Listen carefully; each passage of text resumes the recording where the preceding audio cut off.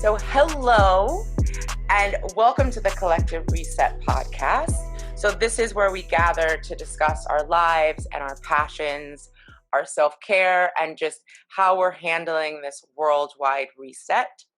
So please introduce yourself to our Collective Reset audience and tell us where you are in the world. Hello. I am Kimberly Holmes-Iverson, and I am on the eastern shore of Maryland, which is about two and a half hours away from Baltimore, Philly, and DC. Right in the thick of things. Yeah. So one of the things, it's interesting because this podcast, it started with me bringing on people that I knew personally, because I realized that I am very lucky to be surrounded by dope people who are just living really beautiful lives and wanted to share them. And then it expanded into me really wanting to have a platform where people could just meet people like you with amazing energy and who have had to recreate life and have had to figure out a way to move forward. And what I found so interesting about you, so I was connected to you by Carla, who is the founder of the dinner party. And she was like in love with you on social media and tagged me in a post one day. And I was like, who is this woman? So you are a news anchor for WBOC, right? And the DMV. And you started something that I was in love with called Green Room Shenanigans. So if you could just tell us like how that started, what Green Room Shenanigans are for people who don't know. Green room shenanigans are the silliest thing ever. And every once in a while, I'll stop and think, my grad school professors must be so annoyed if they could see what I'm doing. Literally, it's the last, few minutes before I go out for the newscast in the morning. I love dance. I love music. And honestly, dance was, I think, my first love. I did every dance imaginable, was in every class imaginable as a child. Yeah. And so it's my personal hype session. And honestly, though, it was born out of a place of despair.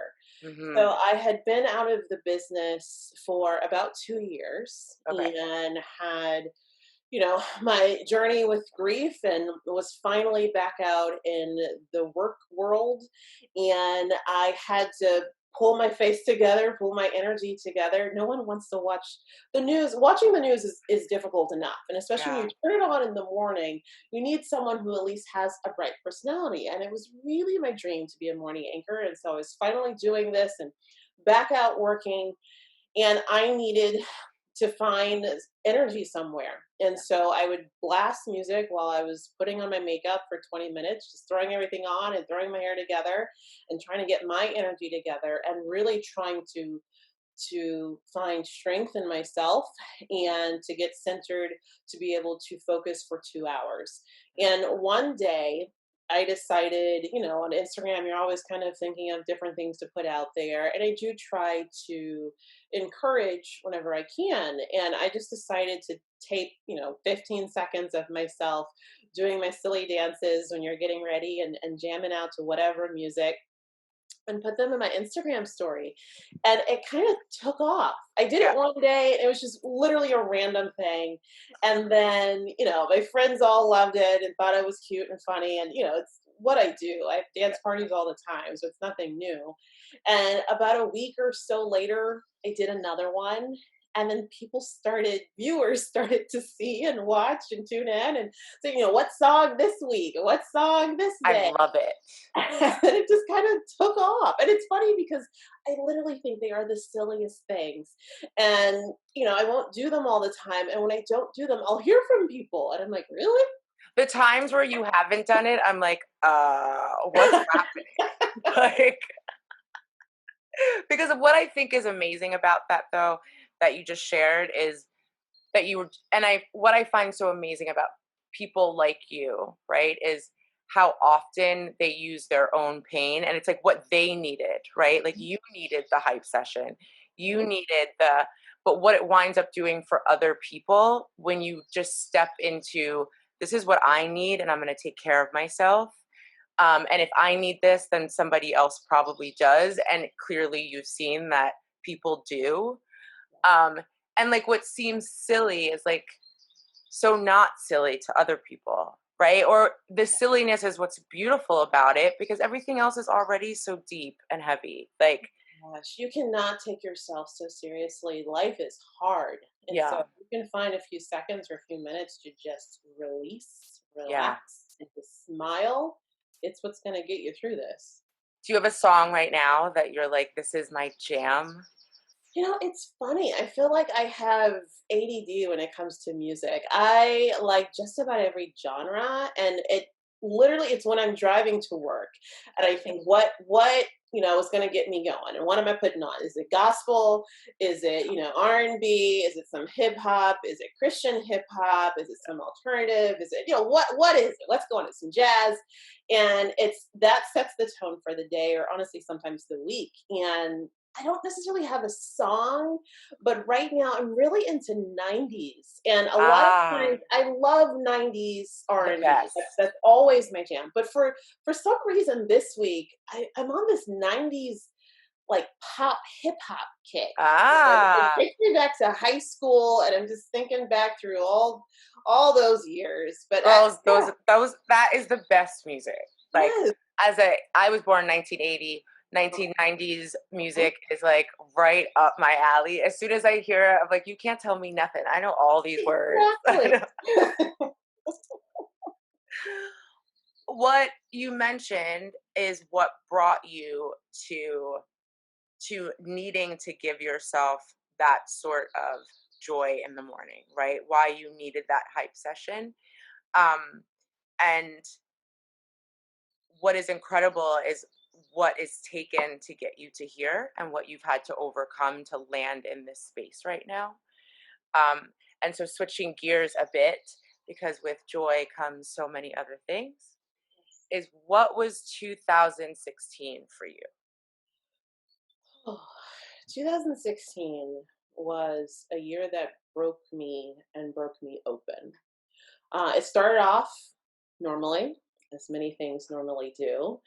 And I had about a year and a half prior to 2016, I'd walked away from my career. I was a reporter anchor in Orlando. I was there, and I was just I don't know. I was just in a really difficult space, and the job was difficult. The space was difficult, but I was just unhappy, and I didn't know what I wanted to do and where I wanted to do it, and it was frustrating because I knew leaving that job, I could have gone on to a great job at a great market, and I had an agent. And I was doing these things, but I was just unhappy. And so I remember having these conversations with my husband Rasheed and saying, I don't know what to do, but I think I need to walk away. And we weren't necessarily in a position for me to just walk away, but you know, it was about a month before I really needed to make that decision, either to re-sign my contract at my job or to just walk away. And I didn't have anything lined up, and he had a great job. And so I decided to walk away, and I had a year and a half to kind of, I was a housewife, which was such a weird thing because I was never taught to be a housewife. Like, you go to work and you do something, and you raise something, and you work and stuff and all the things. And I just needed time to be, and it was great. And we traveled and we saw family, and I made cookies and I walked the dog and I went to the gym, and it was this weird thing, but I got to breathe, and I honestly was really happy. And so we fast forward to April of 2016, and so I was starting to get this itch to do something. And I didn't know what. I wasn't quite sure I wanted to go back into TV news, but I didn't know what else to do. And I was feeling a little bit confused. And, I had just actually, early April, I went back to New York for a grad school reunion, and my little brother was actually just accepted at that time into my alma mater, into Columbia. So I took him back to my 10-year reunion, and went to New York, and literally. I think on the way back, I had a wedding in Atlanta, and the husband was doing a bunch of stuff. So it was just a really busy period of time.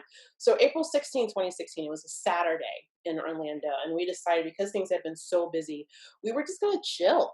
And so, we had pancakes that morning, he got a haircut, and we decided, hey, why don't we go see a movie? And so we went to go see a movie, and we did something that we loved to do, didn't really have a lot of time to do. We saw two movies back to back, and we had all the movie food, and so racked up the bill, and just had these great fun chats about life and dreams and plans, and really felt like we just got to breathe. And so we drove home that night and just had like a fun, silly day. And we were sitting on the couch, and kind of just having a normal Saturday that we always did, where he was always working on something on the couch. We always had a movie on. Our dog was in between us, and just eating snacks. He was like the healthiest man ever, but he still loved his snacks. That's why I loved him. And he decided he wanted to go to the store to grab some more snacks. And I thought, I just kind of wanted to chill at home. The store was literally across the street from our complex. Told him to take the car. Said it's fine. It was an April night in Florida. It was a really beautiful evening. It was a walk. He just wanted to kind of clear his head. He was thinking about something anyway. And, you know, every time we laughed at each other, we always gave each other a hug and a kiss. And it was the one night we didn't. And he closed the door, and it just took forever. And I wasn't hearing from him. And literally, he was walking across the street from our complex. His name is Rasheed. He is from Newark, New Jersey. He's a black belt in karate. He can handle himself. Yeah. And so I'm like, what's going on? And so 20 minutes go by, I text him, he doesn't respond. And he always responded. So I'm like, maybe he's, talking sports with his dad or guys, something. And then finally 30 minutes go by. 40 minutes go by. At this point, I'm threatening, I'm going to go look for you, with our dog. And he would have at least responded. So at this point, I get dressed, I head out with our dog, and I see in the front of our complex, we have a bunch of police vehicles. And so I walk up there, and I'm looking in the crowd, and literally I'm looking for him to be the one who's helping, because that's who he was.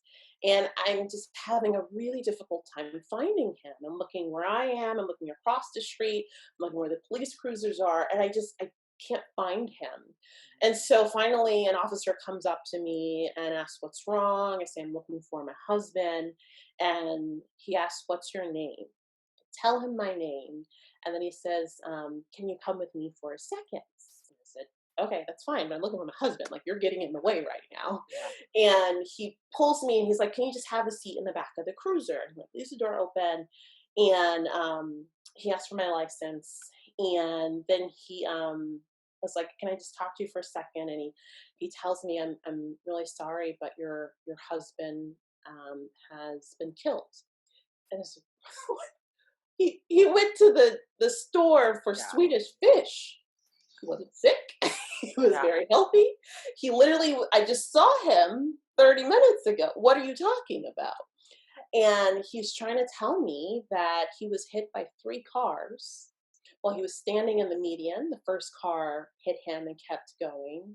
The second car hit him. Her face was illuminated by the light of a cell phone, and she kept going.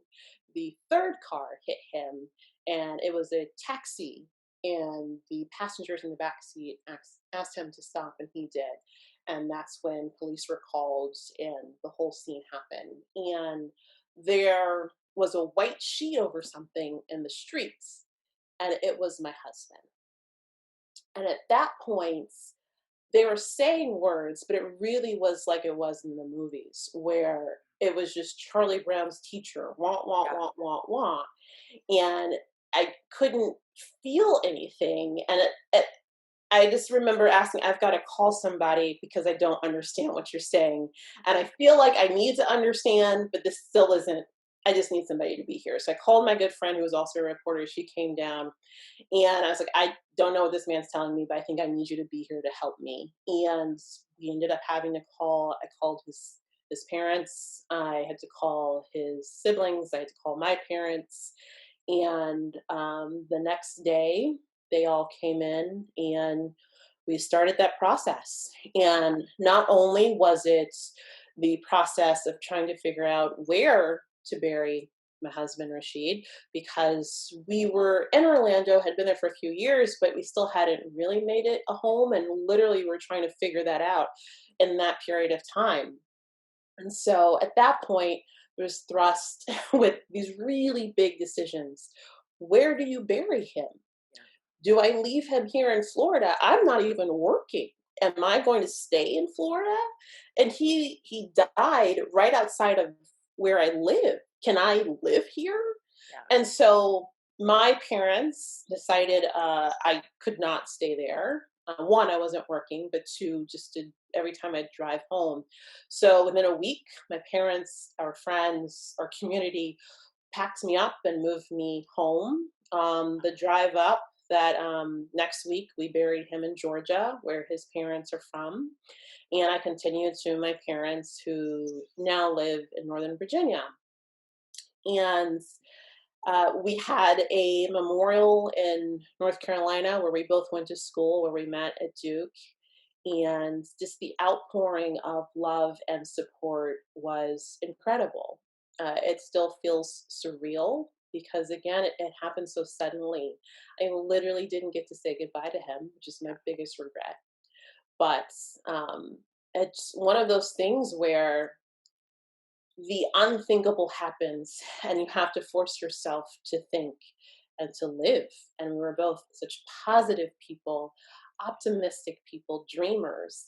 And at that point, all I wanted to do was die. And I literally, the first thing I did after buying his, plots and his headstone and all that was I bought my own. Yeah. And it's right there next to his and has my name and everything except for my date of death.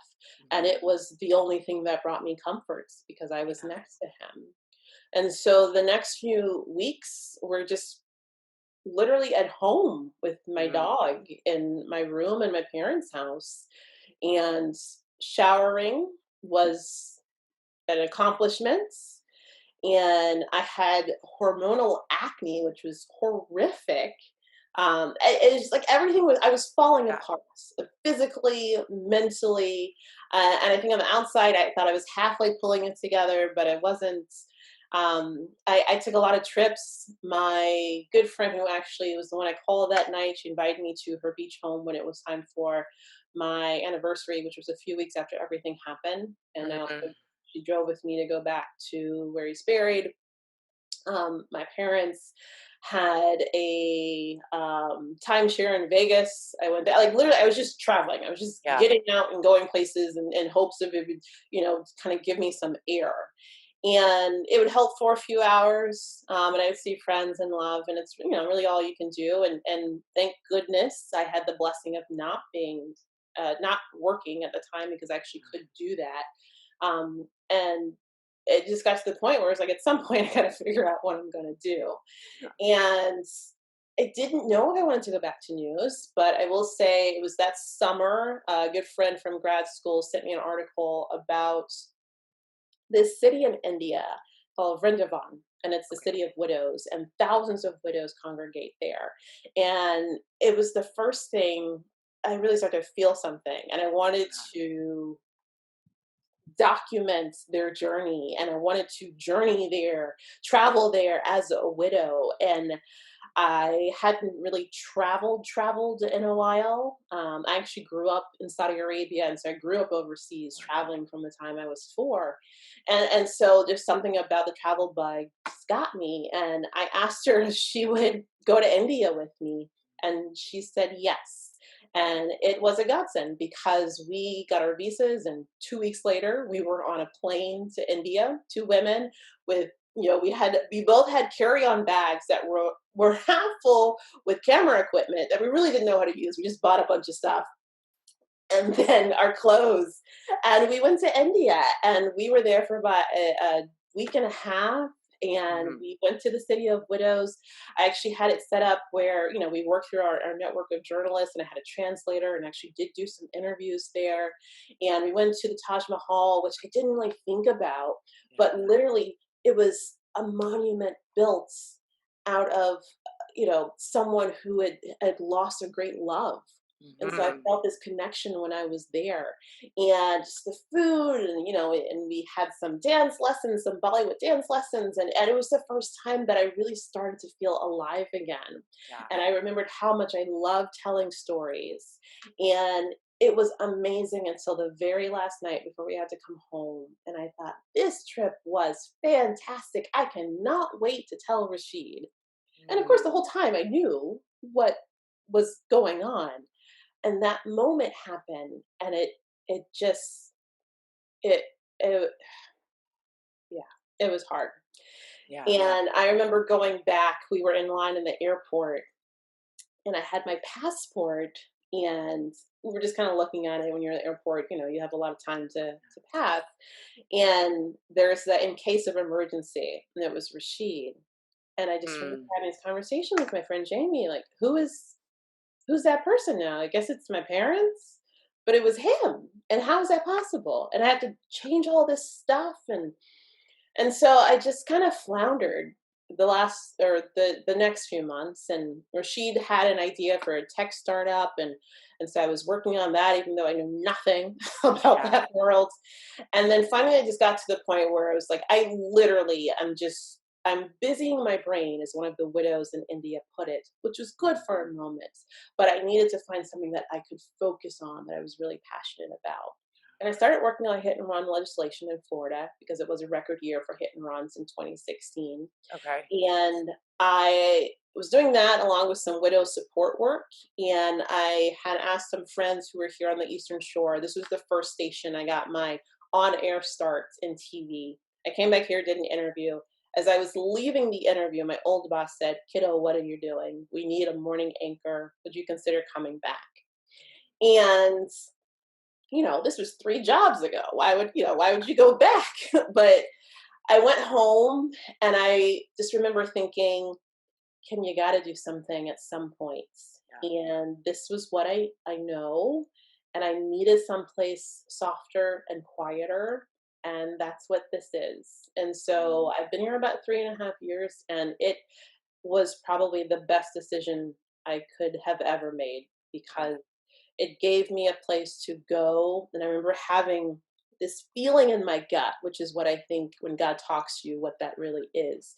And it was this feeling in my gut that said, you need to go someplace and be still and let me work on you. And Mm. so I went here, came here, I bought a house, Yeah.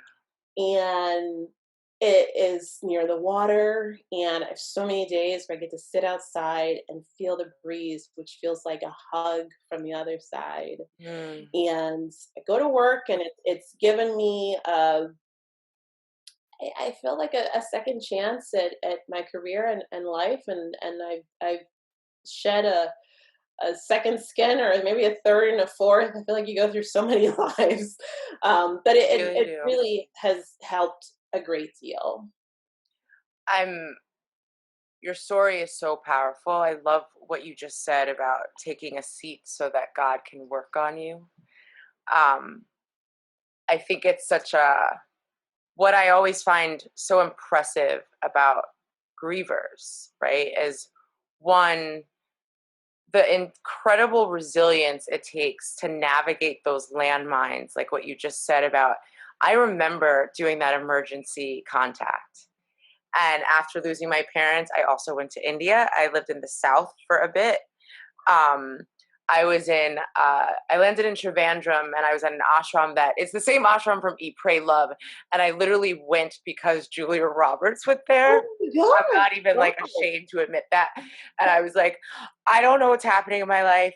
I'm packing my stuff. I went by myself, landed in India at like 3 a.m. and was like, I don't know what I'm doing here. But what it made me think about is like sitting on that plane, and when they had you fill out the emergency contact, and I didn't have my mother and my father, and I'd ended a relationship, and I was like, I don't have anybody to put, and like what that did. And I've heard that same story from so many grievers of it can be something so tiny for other people, and it is so world rocking for you to realize that that has changed. Um, Also, the fact that we're able to navigate those and still find ourselves in a place where we help others, and how many choose to help others. Um, my work with TDP, I'm blown away by how many people are in the throngs of like despair and yet are counseling, writing, finding some way to purge what's happening. And so you have these incredible projects. Um, One of them surrounding widows as well. And so I'd love for you to just tell people about that work and what that has done for you in your own healing process. I love what you said, and I think it is so true. A few months after losing Rasheed, I went to a medium, and she had Mhm. said that she was just desperate to feel him somehow. And I had friends who were like, "I had a dream, and Rasheed said hi." I was like, "Well, he's my husband, Right. and he He didn't didn't our come to me dream." in my I dream. know, right? So back up, and I just felt so frustrated, Yeah. and I was like, "Am I doing something wrong? Like, I'm not having dreams or feelings." And she, was like, "Honestly, you're so low. He can't reach you." Wow. And she was like, "But just know, like, this pain you're feeling is going to break you open and allow the creativity to flow. You will always have a number of projects you will work on." And I do feel that's the case with so many grievers who Yes. are able to focus that pain into something and allowing them to put one foot in front of the other. Because you're hurting so much. And I think, you can't make sense out of losing your loved one, but you can find purpose in the pain. And for so many of us, it's just helping somebody else who feels just as bad. And I think the first step was really normalizing all of the seemingly, not normal feelings. And they're very uncomfortable. And you talk about suicide and depression and just these dark place. And I remember the first time I actually sat down and really started to write again, I just remember writing something about a light switch. And so many of my friends wanted to help. I was blessed to have all these people who wanted to help me so much. I could feel their love, but I just needed to be in the dark. And I was like, "I know you want to turn the light switch on for me, but I need you to leave me here because you're just Mm, making it worse in this moment." And so even just when I kind of became a widow magnet, and it was one of yeah. those things where you don't realize how many people deal with loss until you see it. Yeah. And so when we lost Rasheed, our whole community lost Rasheed. Everybody went to school with his fraternity, my sorority, his work folks, my work folks, everybody. When we lost Rasheed, it forced people to confront life and death and to realize that you might not spend forever, here on this earth with your spouse or your parents or whomever. And so they had to get things together, but then they also started to notice so many people were losing others. And so they'd reach out and be like, I don't want to upset you, but so and so just lost somebody. Can I connect you? It's sure. And so I just started to have those conversations. And honestly, I was like, I'm new on this journey. I don't know Yeah. anything and I'm really suffering. But all I can tell you is like all the bad stuff you're feeling, from what I've heard, it's normal. Yeah. And when I heard somebody tell that to me, it made me feel better. Yeah. And the first conversation I had with the young widow, she said, "It's going to suck for a while. It's going to be really horrible. But I do promise you, you will learn how to live with it." Yes. And that has been the most powerful thing I think I have learned and that I can give to someone. And so a few months after everything happened, I was on Twitter tweeting about Rasheed's investigation, and another young widow reached out to me, and we ended up just kind of connecting, and she was really encouraging, and we decided to launch an organization called Still His. And it was really based on the idea that no matter what you go through, we were still our husbands who were in heaven and still God's. And that was really the only way we were going to get through this. And it's kind of expanded, honestly, because it's still his, still hers. But we're working on that, and it's a faith-based grief organization, and it's really just providing encouragement and online support. And there really is a sizable online community when it comes to the grief world and also the Mhm. widow world. And so we did that, but we also developed these grief gift boxes. We call them love boxes, because when you lose your spouse, you lose that person who thought of you and Mm. does the little things. And again, it's all the little things that set you Yeah. off, the little things you miss the most. So the Yeah. person who brought you the Snickers bar, the person when you're sick who brought you the leave in the store, the little things. And so the gift boxes were something, there with these grief teas we made, as well as there's some grief coloring books, and I had some grief coloring pencils made, and grief books, and some like lotion and candles, and just little things like that. And we would send them to folks, and one, it would be people who we knew, and then kind of expanded because people would nominate somebody, and Yeah. then people were like, I want to buy this because obviously this is becoming something else. And so it just kind of grew. Yeah. And so we did that. And we also started to hold dinner parties, which is how I met Carla, Yeah. in our areas. And so we focus on widows in our community. She is in Missouri and here on the Eastern Shore. And then I also connected with another group, Black Women Widows Empowered. And the owner of that, Sabra, had decided she wanted to make a book. And so she brought together a number of widows, and we wrote a kind of just a guide, and Yeah. the collection of our experiences, which are so varied. And then one thing I learned through it is that I thought, and I am a compassionate person, I will say that, but I thought I knew what to say when Yeah. people lost someone, and I thought I was there, but I realized I was doing it all wrong. And all the Mm. things I thought were okay to say were actually hurtful and Yeah. harmful. And to say, you know, be strong or Oh. don't get over it, or Oh. I'm not that, but Yeah. just all these things we say, or I'm sorry, or this. And obviously you are, but I think we fall back on these cliched phrases. And I learned the things that were really helpful and what to do. And so I made just a quick little guide for those who want to help a grieving friend. And it really was, I had so many friends who started to text me, so and so lost someone, what do I say? And my number one thing was, honestly, you don't have to know what to say. Just say that. I don't Yes. know what to say, but I want you to know I'm here for you. I don't know what to say. I don't want to hurt you, but are you okay? Or Yeah. I'm thinking of you today.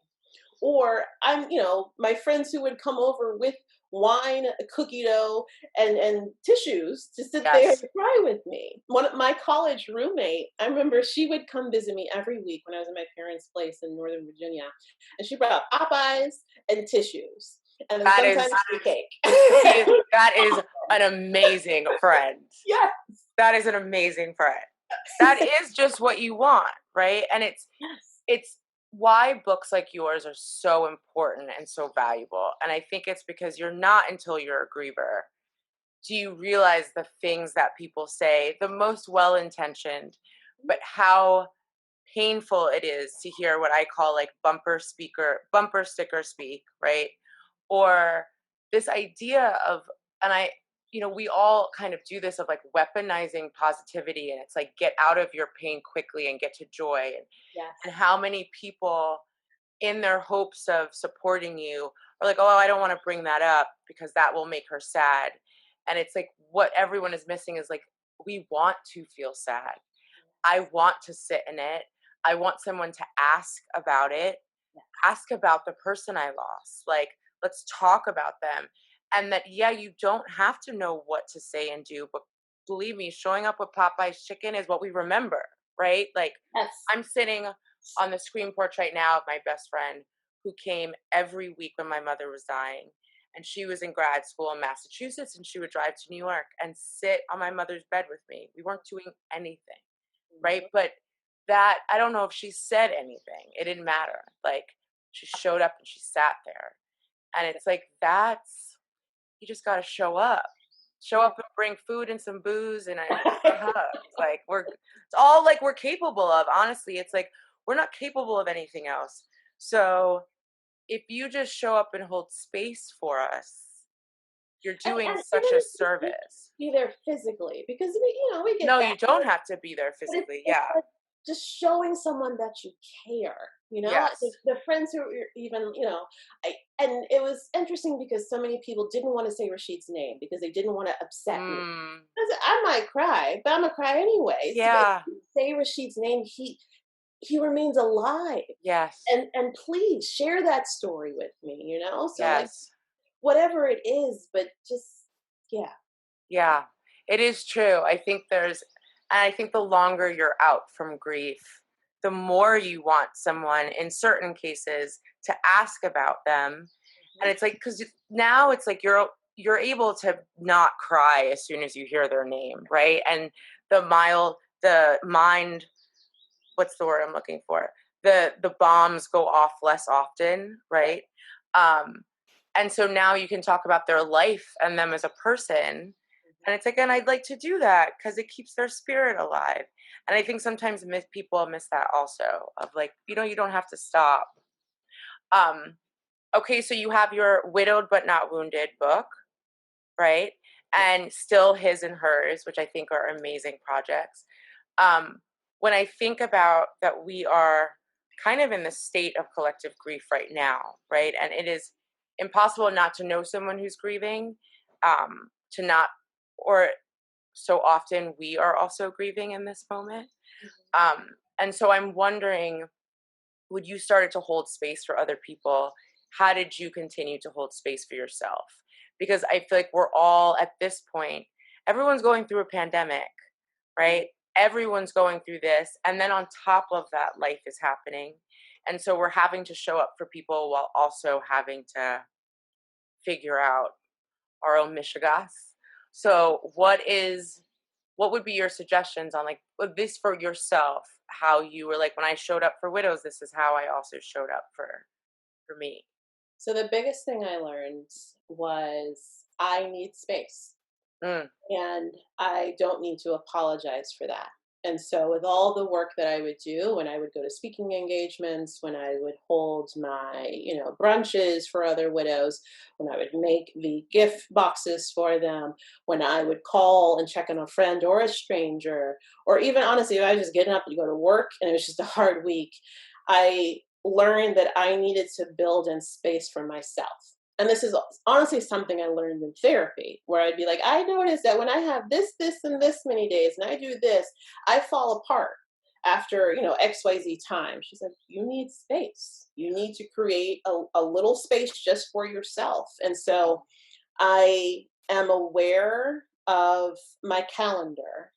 And so I will see, okay, if I have this going on, then this weekend, mhm. nothing can happen. Yeah. And, it might be me on the couch watching Netflix and ice cream, or it might be me, having a spa day. I don't know, Yeah. whatever we can do today. Yeah. We can do them at home. Yeah, yeah.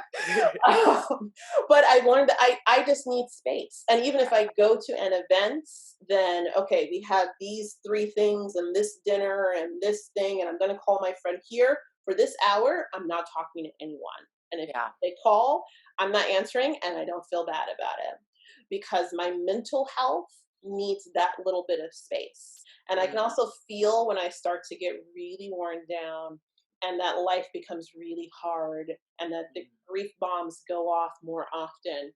And so it's a trigger. Okay, Kim, Yeah. you need some space and I need some downtime. And so, I love to give of myself and to be there for others.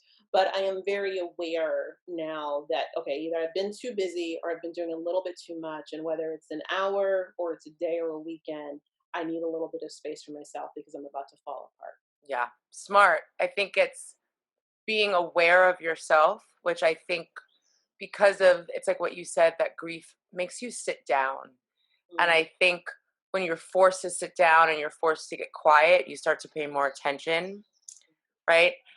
my hope is that that's what people are doing now, right? Like we've all been forced to sit down, and that people are paying a bit more attention to their own triggers and to their own, because your body does let you know.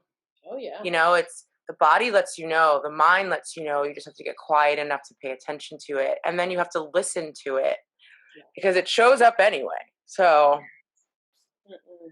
so moving from this incredibly heavy time in life and this beautiful thing that you've done for these other women, and then you have this beautiful story with meeting your new hubby. So if you'd like to tell us about your beautiful 2000, you just had your wedding in June, Yes, right? Juneteenth. So June 18th. Juneteenth, girl. Tell us about the wedding and your husband and how you met. One thing I also want you to touch on is that you reference him in one of your posts, because I stalk you, as the Immaculate Reception. And I need to know what it means.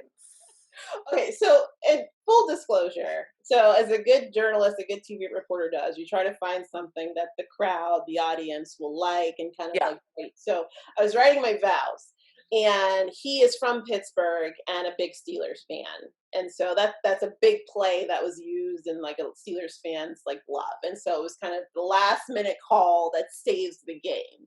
Yeah. And for me, he really is a last minute unexpected call that Mm. saved me. And I'm not the kind of girl, this is hard to admit, because I'm not the kind of girl that's like a guy's gonna swoop in on a horse and make my life all roses and cherries. Because I wasn't like that with Rasheed, and I refuse to be like that now. And honestly, when Rasheed died, I was sure I was not going to remarry. And people Mhm. would tell me, and it would make me angry. And so Yeah. then I think I started to even feel it out of spite. Because one, though, she was amazing. And the way he loved me was amazing. And he was just a bright, passionate star and a man that shouldn't exist in life because he was so strong and so manly, but also so sensitive and just loved sticking up and speaking up for, the underdog and he just was so thoughtful and we just fit together so perfectly. And so I knew there would never be another one like him. And one, you're also, grief is so heavy you can't see or think or feel. Yeah. And then two, it's just this amazing love. Yeah. And so I was like, I guess that's what you did for me, God. And you gave me this amazing love early in life. And I lost him at 35 and Rasheed was 39. And I guess I'm just gonna have to live on that. And that's difficult, but it was so amazing that I will find a way to get through this. And so, I lived in that space and I swore that's all it was going to be. And Darian was an old friend who we actually all lived in the same complex when we first moved to Orlando. And so, he was there. He's just a guy in a complex. Wasn't a big deal. And when he became actually good friends with Rasheed, they were workout buddies. And it's funny because I normally leave this part out. He loves to tell a part of this story. I actually didn't like him when I first met him. And we would go to the gym, but I felt as I described it, and I've told him many times, and he won't let me forget, but he had a chaotic spirit because he was Mm. a player, and he admits Yeah. it. And I honestly, as a married woman who was Yeah. happily married, didn't want my husband hanging out with a guy who didn't seem like he was doing right. Yeah. I was like, no, I don't want to double date with this dude. No, no, like you can That go is to the so gym funny. and that's it. And we, so that was it. And Rasheed, saw something in him and was, friends with him and they kept their friendship. We actually moved from that complex and they remained friends. And when Rasheed died, he took it really hard. They had become good friends. And he honestly just would check on me. And it was so sincere. I had a number of people check on me, and I had some guys check on me, and most of it was fine. But there's some I was like, back up. Yeah. And he was just so sincere in it. He would send me greeting cards, and he would Mm. ask, "How are you? How are you? I see you Yeah. dancing on the gram, but really, how are you?" And he meant it, and I felt it. And it was just a really pure friendship. And then I think it was about, well, it was this fall. It was like 3.5 years later after Rashid had died. And we had both gone through some really hard years. He had a number of things he was battling, and I was kind of be there for him to help him figure out things. And we actually, it was last September. It was it was a golf tournament, a charity golf tournament for Rashid in Jersey. Hmm. And my friends were gonna go with me, and at the last minute, I was like, "No, I'm fine, guys. Like, it's 3.5 years out. Like, I'm a big girl. I got this." And then a week before everything, I was like, "I don't got this." But it Yeah. was too late for anybody to fly up. And at that point, Darian and I had become really good friends. And so I asked, "I know it's really late notice, but I know you fly around. Would you be up to coming with me?" And so he bought a ticket that day, Mm. and we just had the greatest time. And Rashid's mom and sister were there, and we all hung out. And again, purely friendship. It was purely friends. And then it was like a few weeks after that, my friends would ask stuff, his friends would ask him stuff. And then we started thinking, like, maybe what? Maybe I don't. Hmm. No, that's weird though. That's really weird. I don't know. Like, we're friends. I don't know. It's kind of cute. No, that's weird. And we would just go back and forth until finally we just had the conversation and jumped and, and I things love have it. been amazing. And so, he moved up here, and then we had a pandemic, and so we were forced in the house together. But And honestly, it that'll was show you quick. I know. We're like, we still like each other. We're stuck in these four walls, and we still Yeah. like each other. And we're not kids, Yeah. and we decided, we're already living together, and we see a future together. Let's go ahead and make this happen. And so we planned a wedding, and the pandemic happens, and so we had to cancel it, Yeah. and we pushed it back to the fall. And we're like, honestly, I don't think the fall's going to happen. And so again, our parents were like, just do it, Just do it. Yeah. do it. So we had a Zoom wedding, and my parents literally, it was an hour before the ceremony. We're not going to have anybody here. We get, the doorbell rings, and it's my mom and dad. And it was really great. And then, his parents were on Zoom, our friends, and it was just really beautiful. I love it. Your pictures, you both look so happy and just like I looked at your picture and I was like, I'm just so happy for you to be experiencing that love and that kind of energy. And I think what I'd love for you to answer for people watching is as as grievers who have a partner, right? It can be so hard to explain to them what you need. um I can only look at it from like the lens of losing my parents and how tension filled that can be, right? Of they didn't do it right, your partner, um you want them to step up and do stuff and they don't really know how, or they're trying to avoid sad moments. um and it can be really difficult to explain to them. I would assume as a widow, there's an extra layer because this was someone that you loved, and now here's someone that you love, and you'd like to have respect for both loves. Um, and so, how did you have? I think perhaps it's also a little different because you both shared this amazing person, um, but you still have to have those conversations. So, how do you have that? How do you explain to him what you need? Or is it just like in the moment, it's like, well, you didn't do something and now let's talk about it. Well, Like, I think there are three things that have really helped us. And so the first thing is, honestly, we became really good friends in the midst of our pain. And mm, so he literally, became my friend in my darkest moments. And so I wasn't trying to, I wasn't hiding it.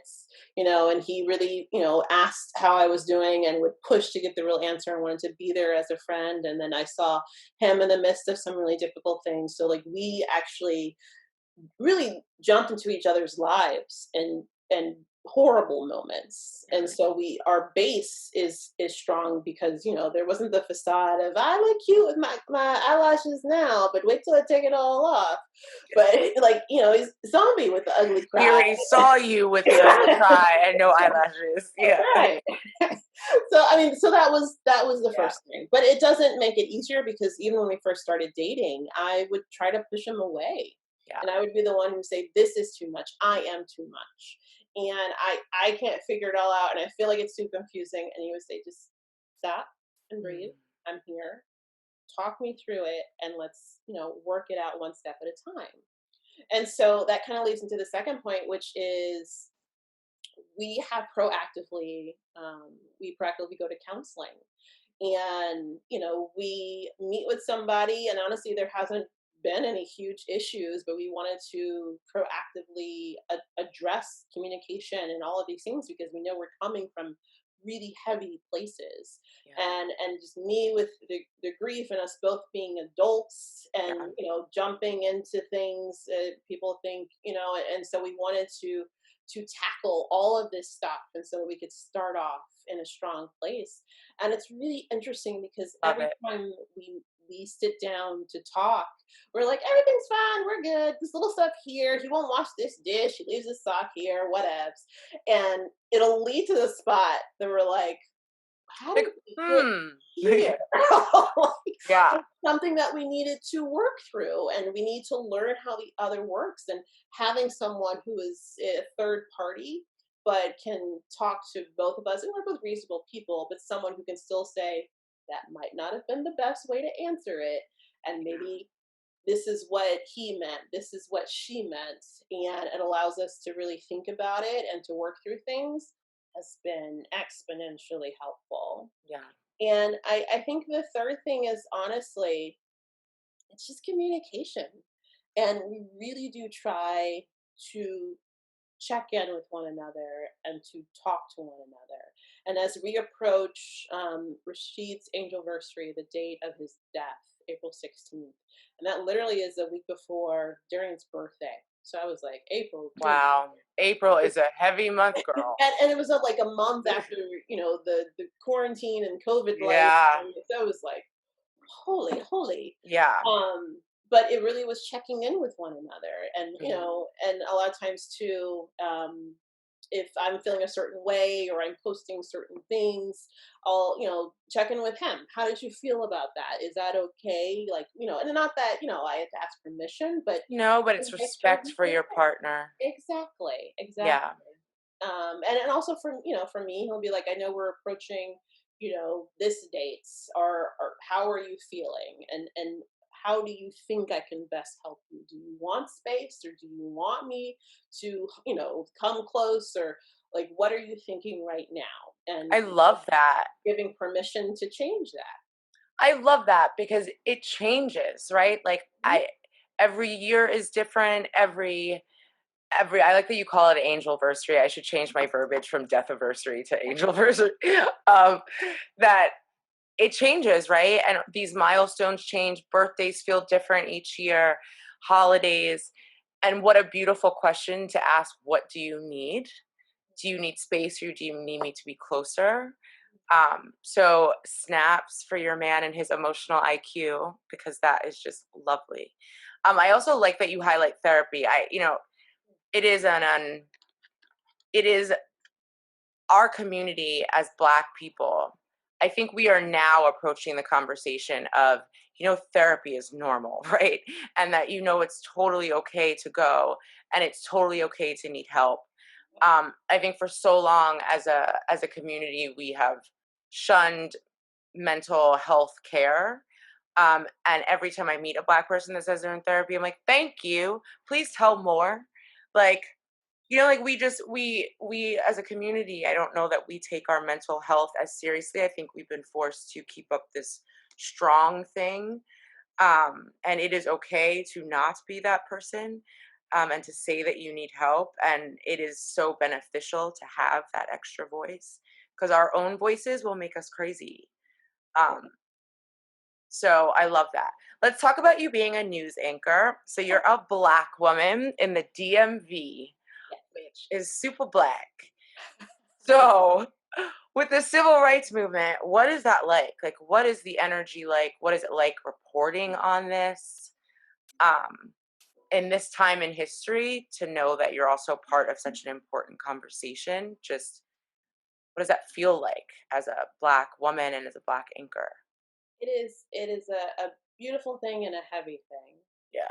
And I think so many of us are feeling it no matter, what profession we're in right now, because, you go to work, and even if, you take that with you when you're not at work, but there's one hat you can never take off, even when you're trying to, and that's your Blackness. Not that you want to, but Yeah. even, you're minding your business buying deodorant, and that's all somebody might see. So in this moment in history is that I think it's very important to also recognize we started this current moment in the middle of a pandemic, and so we were already stretched so much. And for me, when it came to the newsroom, they had just made these decisions where, like, half of the folks, or maybe even more, were now going to be working from home. And so Mhm. literally the only people in the building were probably, one anchor, one director, one producer, and Mhm. nobody else.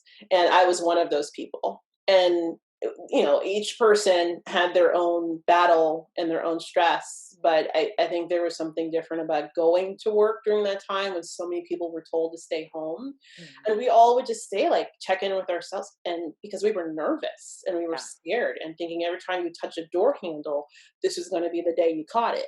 And then Yeah. the day that you spread it to somebody else and you took it home and to your loved ones and to the grocery store. And so there's so much fear and anxiety, and just that right there. And then you add everything, Yeah. and talking about it every day and examining the images every day and then sharing it on social media every day. And then that's not even just getting into the conversations that viewers want to have, whether they agree or don't agree, Mhm. and when people want it to debate you. And then, as a Black person, Mhm. i I went to grad school. I Mhm. went to a fantastic grad school, and I have a wonderful master's degree, and I took several courses on ethics and morality Mhm. and all of that. And I truly believe in and being a person who can report on all sides of a story. But Mhm. again, I cannot remove my Blackness. And Mhm. I cannot remove the feeling you have in certain situations and what I have dealt with and gone through as a Black woman. And, I grew up again in Saudi Arabia. So I feel like Mhm. from the time of being 4, I have been a, double, you know, triple, quadruple minority, as many of us, as a Black Christian woman growing up in the Middle East. Yeah. And so, but again, surrounded by so many people of different races, colors, and religions, but still being confronted with racism when I would go out in, fourth, fifth grade with my friends to the mall and being called the N word in Mhm. Saudi Arabia. And we're Yeah. like, what's going on? Yeah. So it's something you can never get away from, even when you feel, it doesn't exist, or you're taught it doesn't exist, or you're surrounded by folks who don't see it. And so it was a lot. It was hard. And it was one of those things where you want to help shape the conversation and to share all these voices that hopefully allow people to make their own opinions and to create this beautiful moment in history. But then, honestly, just my own mental health really took a hit. And it was hard because not only was it COVID, but it was Rasheed's anniversary, Mhm. and it had a number of other, like, personal things happen. And then you have, conversations with friends who you found out weren't friends, um and then trying to figure out how do I keep going and put one foot in front of the other. And I will say one really beautiful thing came out of this professionally, where we were all just trying to figure out how to survive and how do we keep going and how do we stay in this business. And we ended up having a conversation, my producer and I, and we came up with the idea of doing a race special, because while I'm in the DMV, I'm actually about 2 hours, 2.5 hours away from DC. So I'm actually kind of in the country. Ah. So there's its own share of Mhm. issues, but also, honestly, I've had some very surprising and good ways interactions with people. But in figuring out how do we shape the conversation out here for someone who really might not have a conversation with someone. And we pitched the idea of this race special, and we didn't realize, but a number of people had actually pitched it. And finally, when we pitched it and we broke it down to, the stories, how we'd go out to commercials, everything, so they couldn't say no. And when Mhm. we pitched it, they finally said, "We're going to do you one better. We're not going to do a special where you talk about it once. We're going to make it a series, where we talk about it every week over time." Amazing. Really try to get people to talk about diversity and to talk about these various issues and to reach people where they are. And so if you could skip a half hour of news of a Yeah. special, but at some point you're going to see one of these stories. And it's a difficult thing. I finally did the first story to kick off the series last week, Good. and received beautiful comments, lots of support, but also a lot of really, really nasty, hurtful things, Yeah. which you expect in this day and time. But honestly, it was surprising because the first story was literally on hatred, Mm. not like you talk about race, but it was on hatred. Yeah. And so just feeling the hatred from people when you talk about something you believe is a fact, you shouldn't hate others you don't Yeah. know, is it's just disheartening. But I hear beautiful comments and supportive comments, and some of the best things I hear are, you know what?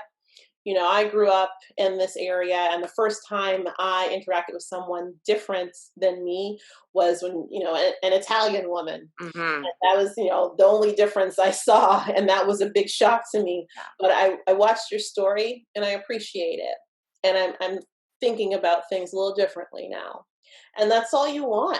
Yeah. Just, we can all think different things, but can we all just respect one another as human beings Mhm. and learn how to have a conversation that's respectful and Mhm. grow from there? And so I am hopeful that this series allows us to do that. And if my blackness does anything and in the way of making people see things a little bit differently, and in a way that they can sit down at the table and have a conversation with someone who looks differently than them, but actually just give them a chance to show who they are, then I appreciate what God is doing through me. You do such beautiful work. You really do. Tell us the name of the special again and then where people can find it. So it's called One Delmarva because this area is called Delmarva. So it's One Delmarva. And if you actually go to WBOC.com and just search One Delmarva, you'll see the stories. And again, we just started last week, so you have my story. And we have a Good. second story coming up this week and every week after that. So we can all start with it just starting. This is very exciting.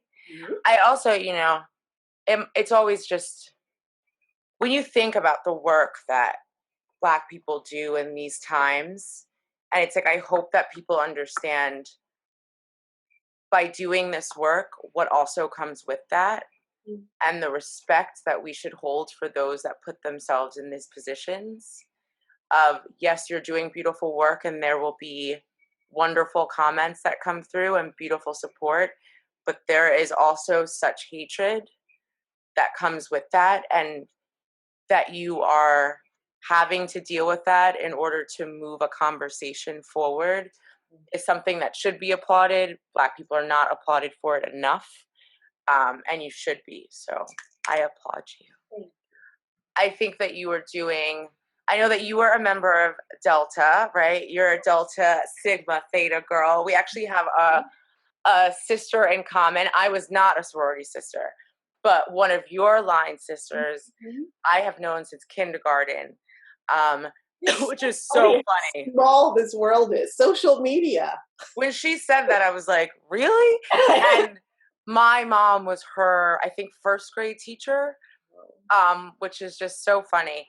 And I know how proud y'all are of women and of your legacy.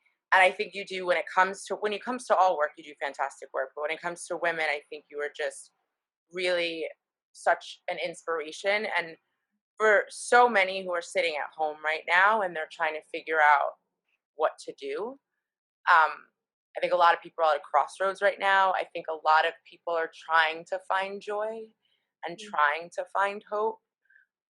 And not everyone knows how to get there. And so, what would your advice, your parting advice be for women who are trying to figure it out right now? I would say keep going, Mm. because you will have bad days. It is okay to have bad days. Allow yourself to have bad days and sit in the suck. I have called out and sat in my bed and cried all day and eaten a whole pizza and cake and ice cream and a bottle of wine and still felt terrible. And then the next day, I got up and I put one foot in front of the other. And it brought me a little bit closer to a better day. And so allow yourself to have bad days. Give yourself permission to just breathe if that is the only thing you do in that moment and that day, to keep going. But no matter what, keep going. That is beautiful and true.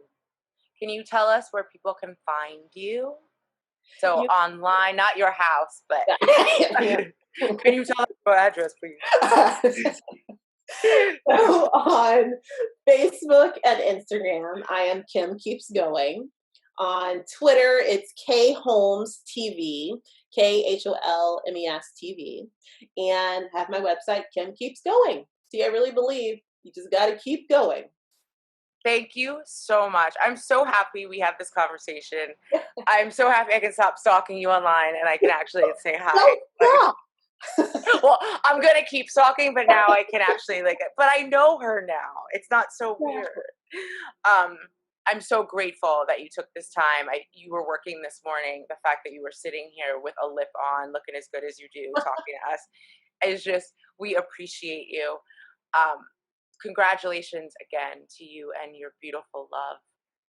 And I just wish you a wonderful day and good luck with everything. And we will be following along. The Collective Reset audience will be watching and tuning in, and we support you from wherever we all are in the world also. Aw, thank you.